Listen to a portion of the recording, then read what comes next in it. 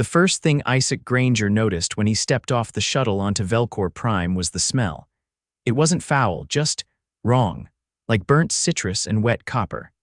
He coughed into his elbow and kept walking, dragging the black duffel bag along the smooth metallic floor of the docking bay. The artificial gravity tugged at him with a slightly uneven pull, just enough to make walking feel like he was constantly on a moving escalator going the wrong way. Isaac Granger. A voice boomed behind him. Isaac turned and faced a wall of muscle and claws. The creature stood at least 9 feet tall, covered in plates of matte black chitin, and its eyes shimmered like oil on water. It loomed, but not menacingly, more like a bear that didn't know it was terrifying. "Yes, I'm the student from Earth," Isaac said, forcing a smile. The smile faltered when the alien bent down to his level with a curious tilt of its head. "I am Trevak of the Salkari, your pairing guardian." Isaac blinked. "Pairing guardian," Trevak straightened. "I have been assigned to ensure your safety and integration. You will accompany me." Isaac glanced around for someone else, maybe a station official, a translator, anyone who could explain what Trevak had just said in less ominous terms. Trevak turned and began walking, not waiting for Isaac to protest. Isaac sighed and followed. The Salkari campus was a brutalist sprawl of obsidian towers and narrow skybridges that twisted into impossible shapes. The classrooms looked like they belonged in a dystopian novel, but the interiors were surprisingly warm, polished stone floors, ambient lighting, and whisper-quiet ventilation. The other exchange students were a mixed bag. A few from the aquatic world of Thres, some gelatinous thinkers from the Shallan Collective, and one rigid silver-skinned being from a place no one could pronounce. Isaac was the only human. And he was the only one with a personal guardian who could rip a tank in half. "Why do I need protection?" Isaac asked over lunch on his second day. The cafeteria served nutrient cubes that squirmed slightly, but Trevak had ordered in bulk from Earth's food database. Isaac's tray had spaghetti, albeit slightly too yellow. Trevak lowered his voice. "Because humans are unusual. You are soft-bodied, biologically inefficient, and yet you persist. It is unnerving to some. Wait, I'm being protected because I'm weird. You are being protected because others may attempt to test you." Isaac stabbed a meatball. "Is that a nice way of saying someone might try to kill me?" Trevak blinked slowly. "Yes. The first incident happened during a cultural exchange seminar. A Shallan student named Vesh, shaped like a translucent slug with dozens of optical nodes, approached Isaac with what he thought was friendliness. "I have read of your pain tolerance," Vesh said. "May I test it?" Isaac laughed. "What, like pinch me?" Vesh extended a pseudopod and before Isaac could react, jabbed a needle-like appendage into his forearm. Isaac shrieked and stumbled back, clutching his arm. "What the hell, man?" Trevak was there in less than a second. He didn't shout. He didn't even move quickly. He simply appeared between Isaac and Vesh, placing one massive hand on the Shallan's core. "He is under my protection," Trevak said. Vesh's body rippled uncertainly. "I meant no harm, no further contact," Trevak said. "You will be reported." Later in the infirmary, Isaac watched as a medical drone cleaned the wound. "I didn't think it'd be dangerous," he muttered. "Thought he was just being awkward. You assume too much goodwill," Trevak said. He stood beside the door, arms crossed. "Many do not understand your kind. Curiosity leads to recklessness." The days passed with fewer incidents, but Isaac still noticed the stares. Some students whispered when he walked by. Others avoided him entirely. A tall, violet-skinned predator from the Karnash species bared his teeth every time Isaac entered the common room.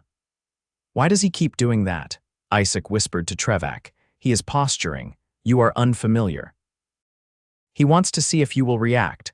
I'd rather not. He does not realize your kind is dangerous." Isaac laughed. "Me, dangerous? You survive by adapting. You make tools. You create weapons from nothing. Your species has turned inhospitable worlds into homes." That frightened some. It was flattering in a weird way, but it didn't help when he got shoved into a wall by the Karnash student 3 days later. "Watch where you walk, skinbag," the Karnash growled. Isaac didn't respond. His ribs hurt. He picked up his tablet from the floor, trying not to wince. Before the Karnash could walk away, Trevak appeared again. "Do not touch him," Trevak said. The Carnash bared his teeth again. This is not your concern. He is mine to protect. The Carnash lunged. He didn't get far. Trevak grabbed him mid-air and hurled him across the corridor like a stuffed animal. The Carnash hit the wall hard and slumped to the floor, groaning. Isaac stared. You didn't kill him, right? No, Trevak said. I am not permitted. The incident triggered a review by the campus authority. Trevak was questioned, Isaac was examined, and the Carnash was suspended for 2 weeks. Isaac had 2 cracked ribs and was given a support brace to wear under his uniform. The pain was constant, manageable only with the patches they provided him. He was told it would take 6 weeks to heal fully, assuming no further trauma. Trevak was assigned to remain within 10 meters of Isaac at all times. I'm going to the bathroom, Isaac said one morning. Trevak nodded. I will stand outside the door. You don't need to, it is protocol. So he did. Isaac eventually learned to live with it, the constant presence. The way Trevak silently scanned every room before letting Isaac enter. The way he loomed behind him during lectures, unnerving the instructors. The way he absolutely refused to let Isaac carry anything heavier than 5 pounds. Then came the fire drill. Except it wasn't a drill. A power surge triggered a cascading failure in one of the research labs. Something exploded. The fire suppression system malfunctioned and alarms blared across the entire campus. Isaac was in the library when it happened. Evacuate now. A voice shouted over the speakers. Everyone else filed out in orderly chaos. Isaac reached for his duffel, but Trevak scooped him up without warning. Hey, I can walk. You are injured, Trevak said. My ribs are almost healed. You are still injured. Trevak ran down the corridor, Isaac slung over one shoulder like a sack of groceries. Smoke had begun to flood the western wing. The shimmer of heat distorted the halls. Trevak moved like a machine, unbothered by the rising heat or the occasional burst of fire. Put me down, Isaac coughed. No, he punched the alien's back. I'm not a child. You are fragile. I'm not that frag. A ceiling panel collapsed just behind them, sending shards of metal and flame across the floor. Isaac went quiet. Trevak got them out through a ventilation shaft. He ripped the grating off with one hand and climbed through, shielding Isaac with his body as they crawled through the narrow space. When they emerged on the far side of the main plaza, Trevak set him down gently. You are safe, he said. Isaac sat on the ground, coughing and trying to ignore the tremble in his knees. You saved my life. Trevak tilted his head. Of course. After the fire, Isaac wasn't treated like a curiosity anymore. Some students nodded to him in the halls. A few even spoke to him casually. The Shallan named Vesh apologized with a gift, something that resembled a glowing sponge. Isaac graciously accepted it and put it on his shelf. His ribs healed, but the memory of being carried like a sack never left. I don't need you to protect me forever, Isaac told Trevak one day. You do not understand how many would try to harm you if I did not. But why? I'm just a guy. You are a symbol. You are proof that something soft can survive here. That frightens those who believe only strength matters. Isaac didn't know what to say to that, so he didn't say anything. But he didn't ask Trevak to stop following him either. Isaac woke up to a low-frequency hum vibrating through the walls. He sat upright, disoriented for a second, then remembered the dorm's new insulation system being tested this week. The sound pulsed like a distant engine stalling in rhythm. He rubbed his temples while trying to locate his socks. Are you unwell? Trevak's voice came from somewhere near the ceiling. Isaac glanced up to find the Salkari crouched on the support beam, legs tucked under him like a massive insectoid gargoyle. Why are you up there? Structural vantage. I heard your breathing change. Isaac blinked slowly. I was snoring. Unlikely. It was erratic, shallow, inconsistent with rest. Yeah, nightmares'll do that. Trevak dropped to the floor without a sound, crouched and stared at him. No one tried to kill me in it, Isaac said before Trevak could ask.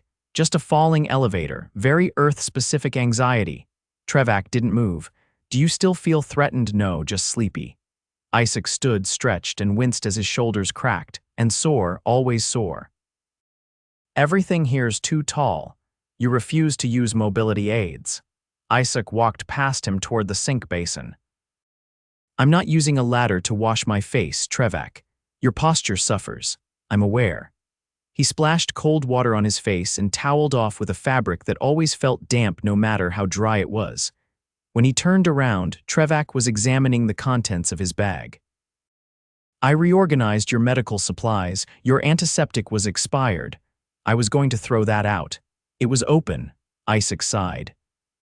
You really don't sleep, do you? Not in the human sense. Of course not. Later that day, Isaac sat cross-legged in the observation dome, chewing on a protein bar imported from a Martian subsidiary. The dome was quiet, mostly empty, and one of the few places Trevak allowed him to be alone for more than 10 minutes. The stars outside swirled with a slow elegance, interrupted only by the occasional glint of passing satellites. He didn't notice the student approaching until a shadow fell across his legs. Human, the voice rasped. Isaac looked up at the figure towering above him, thin and angular with skin like cracked slate.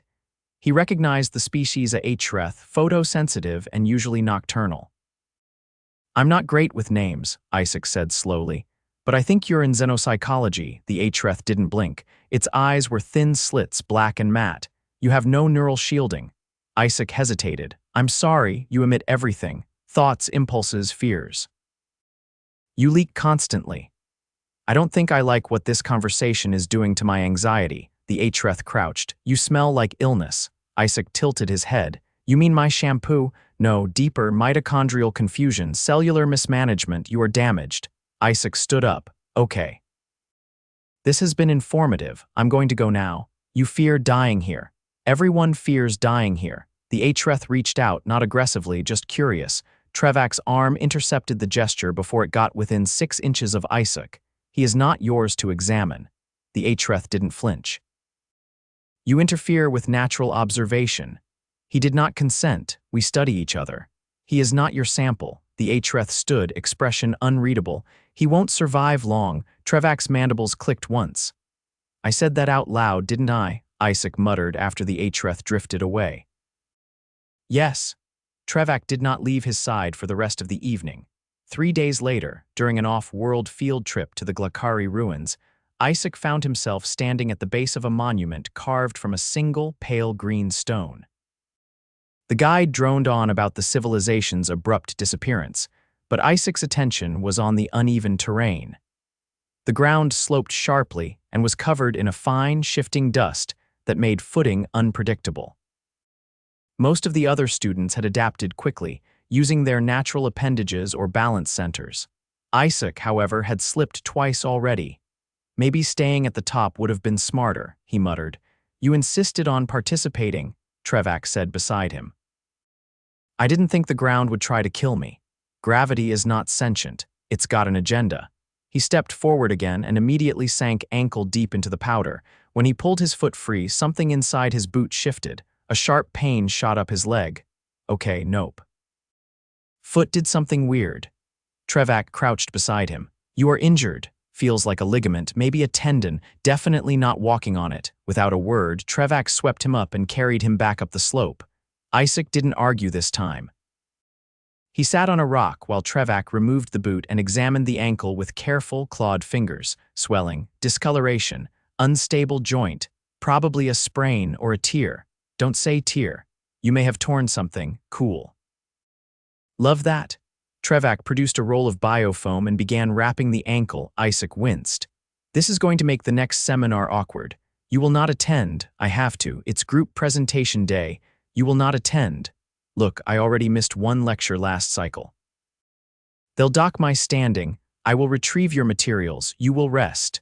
Trevak, I can hobble. You can fall. Isaac opened his mouth to protest again, but the pressure around the ligament made him grimace involuntarily. Fine. You're scary when you're right. Later that evening, Isaac sat propped up on his bunk, ankle elevated and braced. Trevak returned with his tablet and a sealed nutrient pack. They understood your absence. Did they say anything about my section? It was incomplete. Isaac groaned. Of course it was. I corrected the data. They accepted the revision. You rewrote my charts. Your calculations were sound. Your formatting was inefficient. Isaac blinked. You did my homework. I refined it. He stared at Trevak for a long moment, then snorted. I think this qualifies as academic misconduct. No one was harmed. I'm not saying I'm mad. I'm just saying you're probably going to end up with an honorary degree by the end of this. My species does not recognize academic hierarchy. Lucky you. Several hours passed in silence, save for the background hum of the station's life support. Isaac drifted between half-sleep and full rest, the ache in his ankle dulled by the compress. Then came the knock, not loud, not urgent, just deliberate. Trevak was at the door before Isaac could sit upright. On the other side stood a student Isaac didn't recognize, short, broad-shouldered, with metallic ridges across their jawline. They held a small box. Isaac squinted. "Can I help you? This is for you," the student said, placing the box on the floor and backing away without another word. Trevak watched them retreat down the corridor, then picked up the box and opened it with two claws. Inside was a single fruit, dark red and slightly translucent, resting on a bed of blue moss. A note was attached. Isaac frowned. "I can't read that. It's in Thish." Rough translation: for recovery, your resilience is noted. Isaac's eyebrows rose. Is that a compliment or a warning? Unclear. Can I eat it? No. Isaac leaned back against the wall and stared at the fruit. You know, if someone had told me 6 months ago that I'd be getting cryptic alien fruit as a get-well gift from a species whose name I can't pronounce, I'd have assumed I'd joined a cult. You are not in a cult. Not yet. Trevak closed the box and set it aside. You attract attention. I breathe too loud. You adapt in ways they find difficult to categorize. I trip over rocks and get my homework done by a giant murder bug. You continue. That is not common. Isaac looked at him, then at his wrapped ankle, then at the faint trace of burn scars on his wrist from the fire weeks before. Yeah, he muttered. I do, don't I? By the time the swelling had gone down enough to ditch the brace, Isaac had memorized the ceiling pattern above his bunk, cataloged every snack in the commissary that didn't make his tongue go numb, and developed a method for opening sealed nutrient packs with one hand, after discovering that the designated tab was clearly designed for species with claws or prehensile tongues. It was the 4th morning after the field trip when Trevak announced, without preamble, "You are cleared for controlled movement." Isaac sat up, bleary-eyed. "So, I can walk again. You may walk under observation. You will not run, climb, or pivot at speed." "I don't pivot at speed." "I'm not a rotating display case. You attempted to pivot when startled by a ventilation burst. That was one time, and you sprained your opposite ankle." Isaac groaned and swung his legs over the edge of the bed. "Fine, controlled movement, but I'm going outside today. I am officially out of moss puzzles, and I swear the walls are getting narrower." Trevak handed him a wrapped compression sleeve. "Wear this. It restricts lateral strain." The sleeve slid on tightly, the fabric woven with embedded fibers that adjusted to muscle tension. Isaac tested his weight on the foot slowly, until he felt only mild discomfort instead of the sharp pull that had haunted him for days. "Hey," he said, straightening. "I don't feel like a broken marionette today. You are no longer structurally compromised. Thanks, I guess." They walked the inner corridor slowly. Trevak matched his pace without comment, though he occasionally scanned the walls with a small handheld device that Isaac hadn't seen before. "What's that?" Isaac asked, nodding at it. "Atmospheric sampler. The humidity has increased by 17% since last cycle." "Is that bad? Unusual?" "Possibly indicative of filtration failure. You think we're breathing mold, possibly algae. Comforting." They passed a group of students from the Northern Research Dome, 4-legged reptilian types with bioluminescent throat sacs who didn't acknowledge them, though one of them flared briefly as they passed. Trevak noted it with a glance and continued walking. "Doesn't that light thing mean something?" Isaac asked, subtly looking back. "It is a signal of social uncertainty." He is undecided whether you are to be regarded as threat or anomaly. "I vote anomaly." His vote is less generous. Great. They reached the external greenhouse dome where Isaac usually went to read when he wasn't being carried to safety or lectured about ligaments. The dome smelled faintly of metallic soil and photosynthetic gel, but it was quiet, and that counted for a lot. Trevak scanned the entrance before letting Isaac inside. You're not going to stand directly behind the bench again, right? Last time I turned around and nearly dropped my tablet. I will remain within echo distance. Echo distance.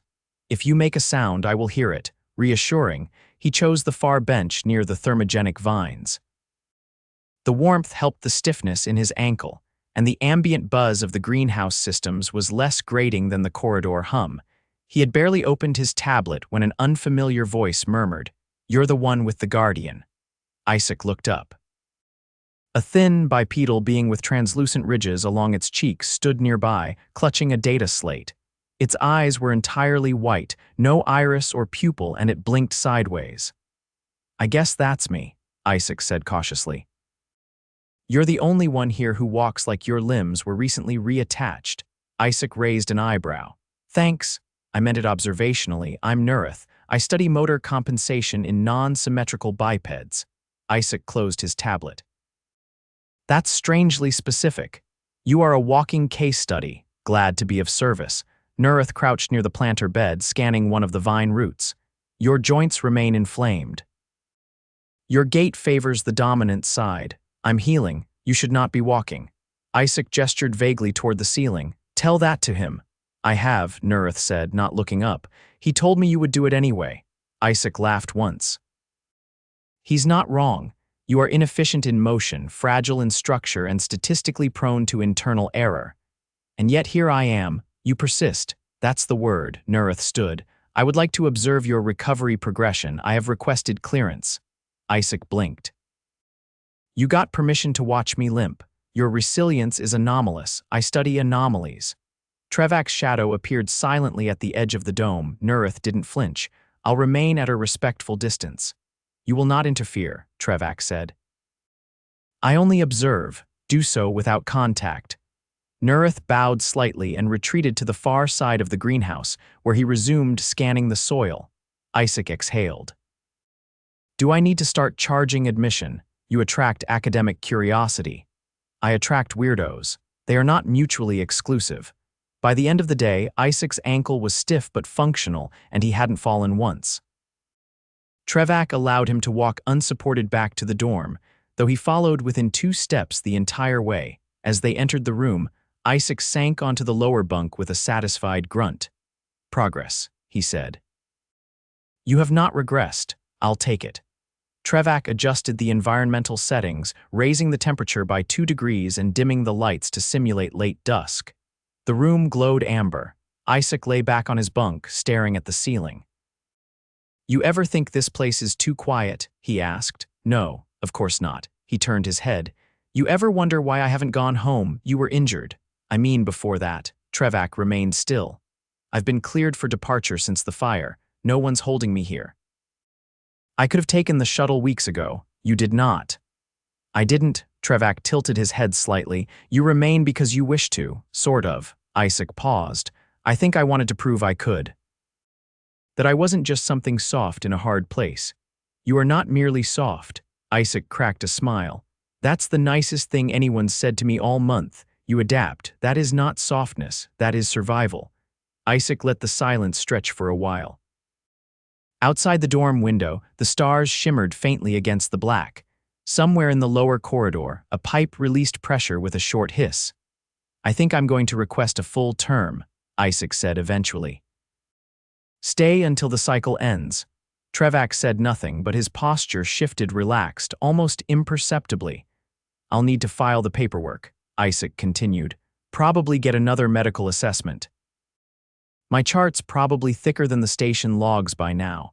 Trevak retrieved the tablet from the shelf and handed it to him. "Your extension forms are already prepared. I anticipated this." Isaac stared at the screen. "You knew I'd stay. I calculated a 91% likelihood. What about the other 9? I was uncertain you would recover fully."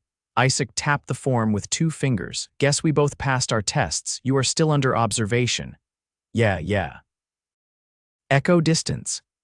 Trevak sat near the door, silent but present. Isaac leaned back, tablet resting on his chest, and watched the ambient light cycle from amber to deep blue. Outside, the dome remained quiet. No alarms, no strange visitors, no unexpected tests, just peace for once. And for the first time since arriving, Isaac didn't feel like he was being watched. He felt like he belonged.